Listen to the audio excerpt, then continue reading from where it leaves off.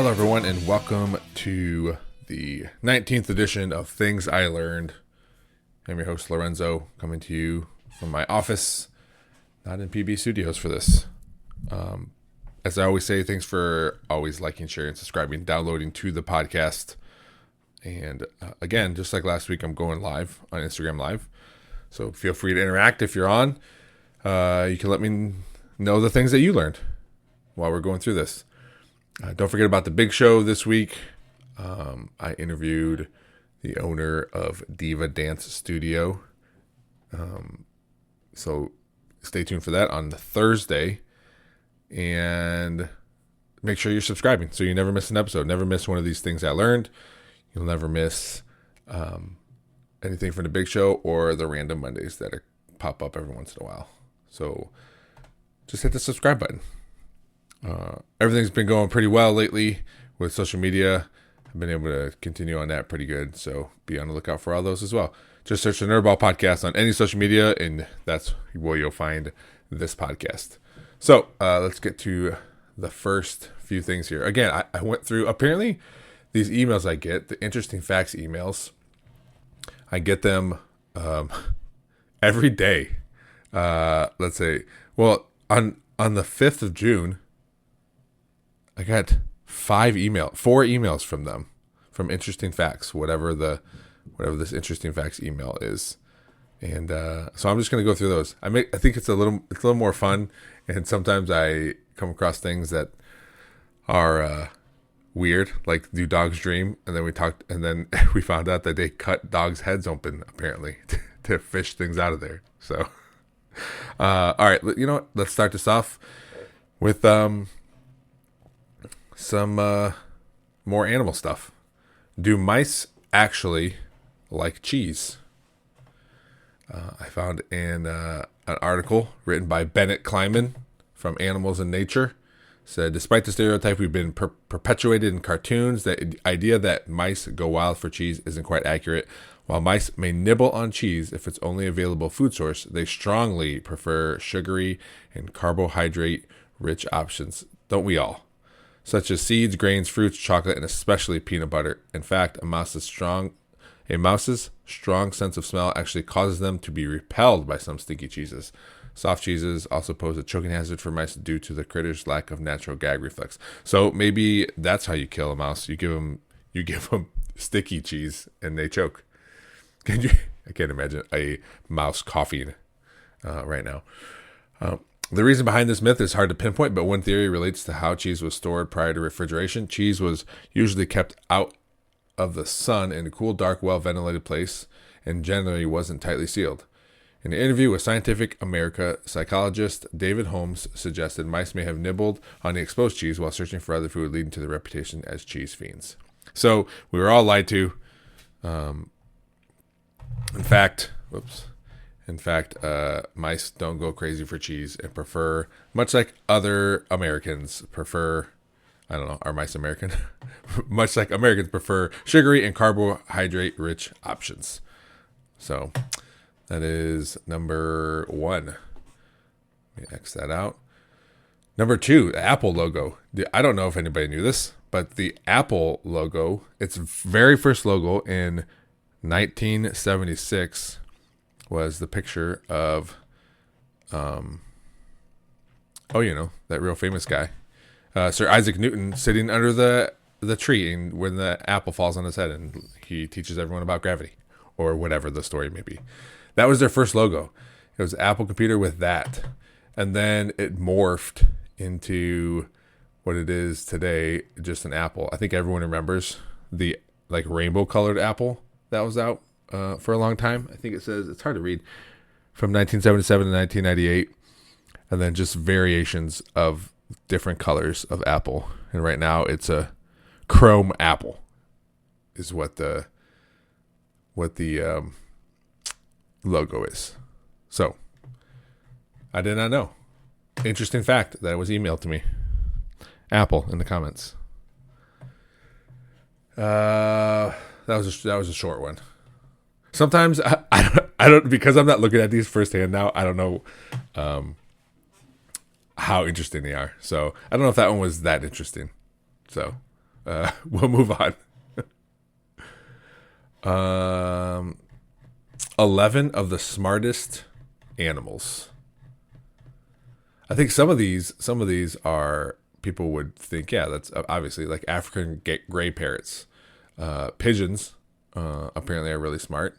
The ordinary city pigeon is actually a frail descendant of domesticated pigeons that humans no longer had a use for, and the city birds eventually developed a reputation as unsanitary, but their navigational abilities are unparalleled. You've probably heard of a homing or messenger pigeon, and like corvids, they recognize faces. Recent research has shown that they learn in a method similar to an artificial intelligence model, and after some training are able to recognize patterns and make decisions. Bonobos, which is a monkey. I guess everyone, I don't know, I always just assume monkeys are smart. Maybe it would be something to learn, which is the dumbest monkey. Horses are really smart, according to this article. Horses were able to express whether or not they wanted a blanket on by nudging a board with relevant icons. In another study, they were able to determine whether or not a human attendant knew where a carrot was hidden. If they didn't, they would attempt to guide the human toward it using visual and tactical signals like touching them or lightly pushing them. Horses are smart. Raccoons, I feel like everyone thinks they're smart. People just don't like them because they're garbage animals, literally. But they are very, very smart. One experiment showed that raccoons could use water displacement to gain access to a marshmallow that was floating too low for them to grab. Dolphins are on this list. Ravens. More monkeys. Pigs are on here. Octopuses. Have you ever seen that video where octopuses can like open jars to like get out of a jar they're in? They stick a little tentacle out there and open the jar. I don't know what else I was trying to say. Open the jar. Yeah. So those are smart. 11 of the world's smartest animals. I think I named them all. Talked about a few. Let's see. How about this? This from Science and Technology by Interesting Facts. There's no article. It's just interesting facts. You know what? Does that mean AI made this, or does that just mean an author, some other author made it, and they're like, well, there's a bunch of you that contributed, so we're not going to put every one of your names. We're just going to put by Interesting Facts. The story behind the colors of 5 everyday objects. If you're joining and watching, if you have an interesting fact that you learned, please put it in the comments. School buses. Everyone knows the school buses are yellow for the most part. Let's see, where's it? A glimpse of a fleet of school buses parked at any U.S. public school, and you'll notice they're all the same deep yellow, and it's been that way for nearly a century. In an effort to standardize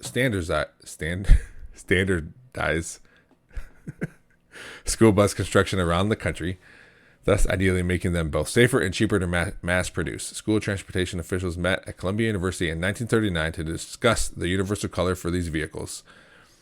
50 shades were hung up on a wall, ranging from lemon to deep orange. The color that was finally selected, known as National School Bus Glossy Yellow, or color 13432, was chosen because of its ability to stand out from the background.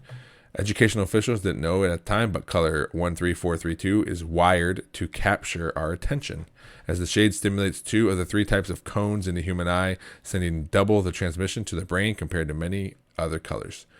There's one reason a big yellow school bus is just hard to miss. That's one reason. I wonder if they use that in court, if people are like, oh, why didn't you stop? Well, I didn't see the bus. Well, actually, 2 of the 3 cones in your eyes pick up the yellow. I guess you got to take someone's word for it. Let's see, what else? There's traffic lights. Anybody interested in wondering why the traffic lights are 3 colors? Surgical scrubs. This is a good one. Walk into any hospital or watch any medical drama, and surgeons are almost always wearing bluish-green scrubs. Because blue and green are far removed on the color spectrum compared to red, those colors could help refresh a surgeon's eyes when operating on a patient whose insides are essentially various shades of red. Because surgeons are visually focused on red-hued environments, glancing at a white background, the chosen hospital color of times past, can leave a ghostly green after image, much like your eyes experience after a camera flash. However, if your surrounding environment is green, then those after images simply blend into the background. So that's why they wear green and blue scrubs. Who knew? Airplanes. Are airplanes different colors? Well, I guess the logos are, but well, you know what? It's right in front of me. Let's find out. Although today's Boeing 737s and Airbus Air 320s can feature colorful airline logos, the majority of the plane is painted white, and that's for a good reason. Because the color white contains all colors in the visual spectrum, it's also the most reflective, which helps keep airliners cool, especially when taxiing on runways. Airplanes are usually cooled by air sucked into engines during flight or by external units hooked up to planes at the gate. However, if a plane experiences a long delay on the tarmac and engines are idle, things can get toasty really quick. So airlines will use any trick in the book, including lowering sunshades, opening air vents, and yes, painting planes white to help keep passengers in the cabin as comfortable as possible. I don't know about you, but if you've ever been on an airplane that has to sit in the hot sun, I don't care what color you paint that thing, it is going to be hot.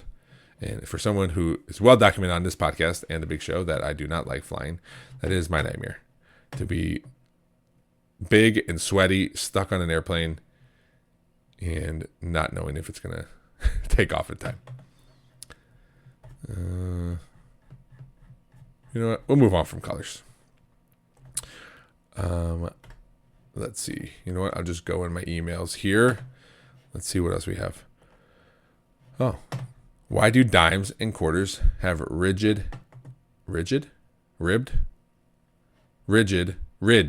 God, I can't talk at all. I had a long night last night. I went to a wedding and didn't get home till 3 o'clock. So, why do some coins have rigid edges? You probably noticed that of the 4 coins that are in wide circulation in the United States today, 2, the dime and the quarter, have a series of ridges on the edge. According to the U.S. Mint, this is technically referred to as a reeded edge. But is the reeded edge purely decorative, or does it have a purpose? Man, this goes way back. In 1973, the coins produced were made of copper, silver, and gold in accordance with the Coinage Act of 1792. Because coins of that era were made with precious metals, they were vulnerable to a practice known as clipping, which involved cutting off a small portion around the circumference of the coins. A skilled clipper could shave off enough from the coins to eventually amass a quantity of scrap metal worth cashing in, while others ensured the coins weren't conspicuously reduced in size or weight, allowing the altered coin to still be spent.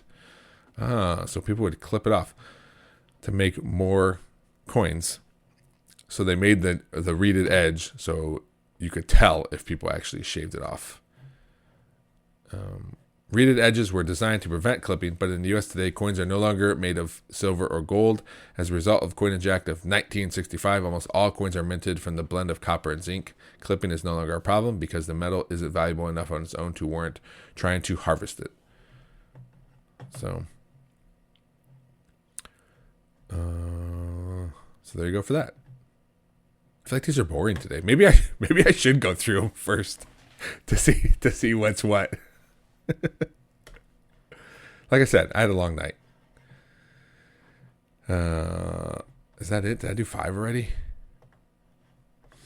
Let's see. I talked about mice, smart animals, the Apple logo, planes, and coins. Yeah, I did 5.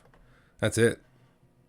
This is a quick things I learned for all of you. Well, I guess it's not too quick. It's still about the same length. Anyway, I promise to be better next week. Maybe I'll actually go through the interesting facts emails and find something that are a little more interesting than others. But we talked about animals again. Some mice, smart animals. We talked about airplanes and coins and the Apple logo. So we were all over the place. That's right. That's what this podcast is. If you want to be on this podcast, just email thenerdballpodcast@gmail.com. If you have an interesting fact, do the same thing. Reach us on all social media. Look for us on TikTok, YouTube Shorts, Instagram, wherever you are on, whatever social media you're on, just search the Nerdball Podcast, and that's where we will be. So until next week, thank you, I love you, and always keep learning. Cheer chain.